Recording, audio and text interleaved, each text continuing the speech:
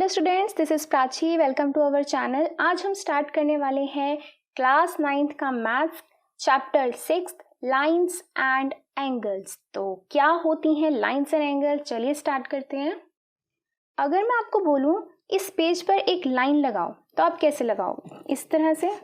चलिए आपने एक लाइन लगा दी तो ठीक है, लाइन लगा दी, लेकिन मैथ्स में अगर मैं बोलूं कि क्या आपने ये लाइन सही लगाई है तो नहीं, मैथ्स में आप इसको एक लाइन नहीं बोलोगे। क्यों नहीं बोलोगे? जब तक आप इस लाइन पे इस तरह से दोनों साइड से एरोज नहीं लगा देते तब तक आप इसको लाइन नहीं बोलोगे। अब ये जो है ये आपकी क्या है, एक लाइन है। ऐसा क्यों? लाइन की एक स्पेशल प्रॉपर्टी होती है कि हम उसको अपनी मर्जी से लेंथ उसकी बढ़ा सकते हैं। इस एरो का मतलब क्या है कि इसको मैं यहाँ से भी बढ़ा सकती हूँ, इसको मैं यहाँ से भी बढ़ा सकती हूँ। तो लाइन की प्रॉपर्टी क्या है कि उसको हम अपनी मर्जी से उसके लेंथ को इंक्रीज कर सकते हैं। तो एक लाइन बनाने के लिए हमेशा आप क्या करोगे, इस तरह से नहीं बनाओगे। अगर इस तरह से बनाई भी है तो दोनों साइड क्या कर दोगे, आप एरो लगा दोगे। इसका मतलब क्या होगा कि आप इसकी लेंथ को अपने अकॉर्डिंग बढ़ा सकते हो, राइट? तो दिस इज योर लाइन। चलिए अब इसी लाइन की थोड़ी सी और डिटेल के बारे में बात करते हैं।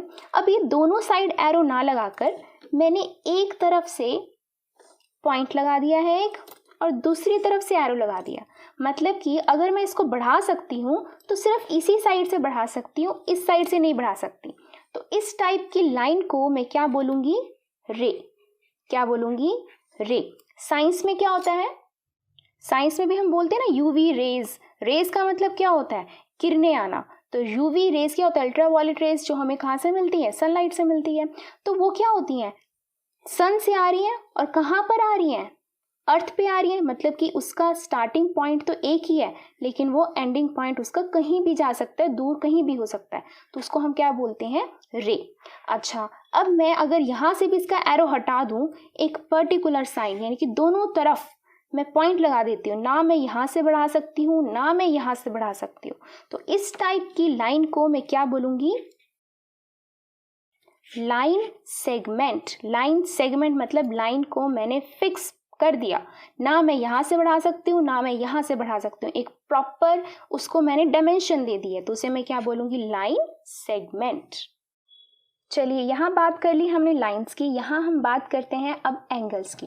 तो एंगल्स के लिए आप लोगों ने 6th, 7th, 8th स्टैंडर्ड में भी आप लोग एंगल्स के बारे में पढ़ते हो। तो सबसे सिंपल, सबसे फेवरेट एंगल हमारा कौन सा होता है? 90 डिग्री का, जो बिल्कुल स्ट्रेट होता है। तो ये होता है आप लोगों का 90 डिग्री का एंगल, जिसको हम क्या बोलते हैं? राइट एंगल भी बोलते हैं, राइट? तो ये हमने पहला एंगल पढ़ा। अब 90 से, ये 90 है, 90 से अगर कोई एंगल कम होता है, यानी कि 90 से कम कौन से होंगे? 75, 60, 35, 30, जितने भी एंगल्स आ रहे हैं वो सभी के सभी उन एंगल्स को हम क्या बोलते हैं? Acute angles. क्या बोलते हैं? एक्यूट। तो मैं क्या बना रही हूँ? ये मैंने बना दी बेस लाइन। ये होता है 90 का होता है। अब मैं 90 से नीचे कोई भी एंगल है, चाहे वो यहाँ एंगल है, चाहे वो यहाँ एंगल है, चाहे वो यहाँ एंगल है, कोई भी एंगल है तो 90 से कम, इसे एंगल को क्या बोलेंगे हम? Acute angles. क्या बोलते हैं? Acute angles. अच्छा, आप यहाँ पर एक चीज देख रहे हो कि यहाँ पर मैं क्या लगा रही हूँ? एरोस लगा रही हूँ, राइट?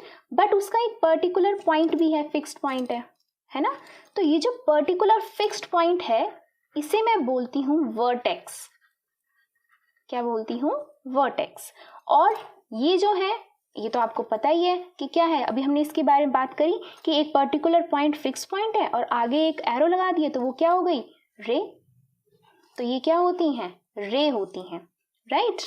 और अगर इन रेस की अगर मैं बात करूं कि ये मैंने एंगल्स बनाए हैं इन रेस को जोड़कर, ये रेस को जोड़कर मैंने क्या बनाए हैं? एंगल्स। तो इनको मैं क्या बोल सकती हूँ? एंगल की आर्म्स भी बोल सकती हूँ, राइट? आर्म्स क्या होती हैं? आप लोगों की भी तो आर्म्स हैं, दो दो, ठीक है? तो एंगल जो है, एंगल जिन रेस के बीच में बन रहा होता है उन रेस को हम क्या बोलते हैं? उन रेस को हम आर्म्स भी बोलते हैं, राइट?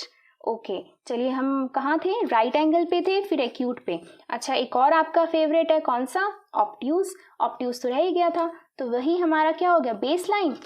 ये क्या हो गया 90 डिग्री का। मैं डॉटेड क्यों बना रही हूँ, ताकि आपको पता चले ये जो एंगल आना चाहिए वो इस साइड नहीं आना चाहिए। अब ऑब्ट्यूज के लिए क्या होगा, एंगल कहीं भी 90 से ऊपर, यहाँ कहीं भी वो एंगल हो सकता है। वो एंगल ये भी हो सकता है, वो एंगल ये हो सकता है, एंगल ये भी हो सकता है। तो ये जितने भी एंगल जो 90 से ग्रेटर होते हैं, 90 से ग्रेटर वाले जो एंगल होते हैं उनको हम बोलते हैं ऑब्ट्यूज, ऑब्ट्यूज एंगल्स। और ये कौन से होते हैं, लेस देन 90। ये एंगल जो लेस देन 90 होते हैं वो क्या होते हैं, एक्यूट। जो एंगल्स ग्रेटर देन 90 जो होते हैं वो होते हैं ऑब्ट्यूज। जो एंगल इक्वल होते हैं 90 के वो क्या होते हैं, राइट एंगल्स। तो चलिए हमने पढ़ लिए right angle, acute angle, obtuse angle. अब अगर मैं बात करूं, जैसे कि हमने यहाँ पे एक बेस लाइन बनाई थी, ये था 90 डिग्री का, राइट। ये वाले एंगल थे एक्यूट, ये वाले एंगल थे ऑब्ट्यूज। अब ना वो एक्यूट है ना वो ऑब्ट्यूज है, इसी लाइन के बिल्कुल ऑपोजिट एक और लाइन जा रही है। तो इन दोनों के बीच में जो एंगल बनेगा वो कितना होगा, आप देख सकते हो ये बिल्कुल बीच में सेंटर में है, ये 90, तो ये भी कितना हुआ 90, 90 प्लस 90 180 डिग्री। तो इस 180 डिग्री को हम क्या बोलते हैं, straight angle. This is straight angle, जो कितने का होता है, 180 डिग्री का होता है। तो अभी हमने क्या पढ़ा, हमने पढ़ा कि ये एक होगी बेस लाइन, ये हो गया आपका एक्यूट एंगल 90 से कम, ये हो गया आपका 90 यानी कि राइट एंगल, राइट एंगल से ग्रेटर ये हो गया आपका ऑब्ट्यूज एंगल, ये हो गया आपका स्ट्रेट एंगल। और इस स्ट्रेट एंगल के बाद भी अगर कोई एंगल बनता है तो उस एंगल को हम क्या बोलते हैं, रिफ्लेक्स एंगल। क्या बोलते हैं, रिफ्लेक्स एंगल। जैसे कि ये हो गया, चाहे ये हो गया या ये हो गया, इसको हम मेजर कहाँ से करेंगे, ये हो गया आपका कौन सा, एक्यूट 90 से कम, ये हो गया आपका राइट, यहाँ से यहाँ तक हो गया आपका ऑब्ट्यूज, यहाँ से यहाँ हो गया आपका क्या, स्ट्रेट एंगल। अब यहाँ से यहाँ तक स्ट्रेट से ऊपर यानी कि 180 से अबव वन एंगल जो आपके ग्रेटर देन 180 होंगे उसे हम क्या बोलेंगे, रिफ्लेक्स। यानी कि यहाँ से पूरा यहाँ तक, ये यहाँ से पूरा यहाँ तक जो मेज़र कर रहे हैं, जितने भी 180 से ऊपर होंगे एंगल उन्हें हम क्या बोलते हैं, रिफ्लेक्स एंगल। तो देख रहे हो आप यहाँ से किस तरह से सर्कल बन रहा है ना। तो चलिए एक इंटरेस्टिंग बात करते हैं यहाँ पर, ये वही बेस लाइन, ठीक है। अब इस बेस लाइन को मैंने एक लाइन ली, इस लाइन को मैंने घुमा दिया पूरा, जब घुमा दिया वो यहीं पर ही वापस आ गई घूमकर, ये लाइन घूमकर वापस यहीं आ गई, ठीक है। यानी कि उसने पूरा एक सर्कल बना लिया, यहीं से निकली और घूमकर यहीं आ गई। जैसे कि एक्यूट बनाती हुई, राइट बनाती हुई, ऑब्ट्यूज बनाती हुई, स्ट्रेट बनाती हुई, रिफ्लेक्स बनाती हुई, फिर से जहाँ से शुरू हुई वहीं पर ही ख़त्म हो गई। तो ये एंगल कौन सा बनाएगी, ये एंगल आपका बनाएगी 360 का। क्यों, क्योंकि वो पूरा घूम के आई है, यानी कि उसने क्या बनाया है, एक पूरा सर्कल बनाया है। ये मैंने आपको एक्स्ट्रा बताया है, ये आपकी एनसीईआरटी में मेंशन नहीं है, ये आपको थोड़ा सा एक्स्ट्रा बताया मैंने। क्यों, क्योंकि आपको पता होना चाहिए कि अगर एक लाइन पूरा सर्कल घुमाकर उसी लाइन पे वापस आ जाती है तो एंगल कितना बनाती है, 360 का। चलिए अब नेक्स्ट बात करते हैं intersecting and non intersecting lines की। तो लाइंस अभी मैंने आपको बताई कैसे डिनोट करते हैं, एक लाइन और दोनों तरफ क्या लगा देते हैं, एरो, तो वो क्या होती है, आपकी एक लाइन होती है। तो इंटरसेक्टिंग का लाइन का मतलब क्या है, इंटरसेक्ट यानी कि एक को दूसरे से क्रॉस करती है, इंटरसेक्ट करती है। जैसे कि ये एक लाइन जा रही है और दूसरी लाइन है ये एक लाइन दूसरी लाइन को क्रॉस कर रही है यानी कि इंटरसेक्ट कर रही है, तो इस टाइप की लाइन को हम क्या बोलेंगे, इंटरसेक्टिंग लाइन बोलेंगे। जो एक लाइन दूसरी लाइन पर कहीं भी आती है, एक पॉइंट पे आ जाए, उसे हम क्या बोलेंगे, इंटरसेक्ट। चाहे वो यहाँ आए, चाहे वो यहाँ आए, जहाँ मर्जी आए, बस एक पॉइंट पे उसको कट करे, कट जरूर करे, ठीक है, या क्रॉस जरूर करे, एक लाइन दूसरी लाइन को क्रॉस जरूर करे तो उसे हम क्या बोलेंगे, इंटरसेक्टिंग लाइन बोलेंगे। तो अब बात करते हैं नॉन इंटरसेक्टिंग लाइंस की। तो अगर अब मैं दो लाइंस बनाऊं तो क्या ये इंटरसेक्टिंग है? आप सोच रहे होंगे ये कट तो नहीं हो रही है, इंटरसेक्टिंग नहीं है, बट मैंने आपको बताया कि जैसे लाइंस एक्सटेंड हो सकती हैं तो दोनों तरफ से हो सकती हैं। तो अगर दोनों लाइंस को एक्सटेंड करूंगी कहीं दूर जाकर ये जरूर इंटरसेक्ट करेंगी। तो फिर नॉन इंटरसेक्टिंग कौन सी होंगी? वो होंगी दो पैरेलल लाइंस जिन्हें मैं जितनी मर्जी दूर तक एक्सटेंड करूं वो कभी भी एक दूसरे को इंटरसेक्ट नहीं करेंगी, कभी भी एक दूसरे को क्रॉस नहीं करेंगी। तो इसका मतलब क्या हुआ कि दो नॉन इंटरसेक्टिंग लाइंस क्या होती हैं? पैरेलल, या पैरेलल लाइंस क्या होती हैं? Non intersecting lines. चलिए अब बात करते हैं टाइप्स ऑफ एंगल्स की, that is pairs of angles. Pairs of angles क्या होते हैं? जैसे कि मान लो ये चीज़ है, ये होगी आपकी एक बेस लाइन होगी, एक ये है लाइन, एक ये रे है और एक ये रे है, यानी कि आप इसको आर्म्स बोल सकते हो जो आप लोगों के एंगल बनाते हैं, अभी भी हमने डिस्कस किया था। तो अगर ये एंगल आपका मान लो ए है और ये एंगल मान लो आपका बी है, और क्या है, दोनों के बीच में एक ही कॉमन आर्म है, राइट। कॉमन आर्म का मतलब क्या होता है कि जो आर्म आपकी दो एंगल्स के बीच में कॉमन होती है, दो एंगल्स के बीच की कॉमन आर्म को हम क्या बोलते हैं? Common arm. जबकि ये और ये क्या होगी? Non common arm. क्या ये आपस में, क्या ये दोनों मिल रही हैं कहीं पर? नहीं मिल रही हैं, तो ये होगी नॉन कॉमन आर्म और ये हो जाएगी आपकी कॉमन, यानी कि जो दो एंगल के बीच में क्या होगी? सेम होगी, कॉमन होगी, राइट। तो अब क्या है, इन एंगल्स को क्या बोलेंगे? ए और बी एंगल्स को हम बोलेंगे एडजेसेंट एंगल्स। एडजेसेंट एंगल्स का मतलब क्या है? जो बिल्कुल साथ साथ में एडजस्ट कर रहे हैं आसपास, राइट। नेबरिंग है, नेबर के साथ हम एडजस्ट करके रहते हैं, तो दैट इज एडजेसेंट एंगल्स। याद रहेगा हमेशा कि जो दो एंगल्स साथ साथ में है, नेबरिंग एंगल्स हैं, पड़ोस में हैं, उसे हम क्या बोलेंगे? Adjacent angles. एडजस्ट करके रह रहे हैं, कोई लड़ाई झगड़ा नहीं है, ठीक है। चलिए बात करते हैं सेकंड की।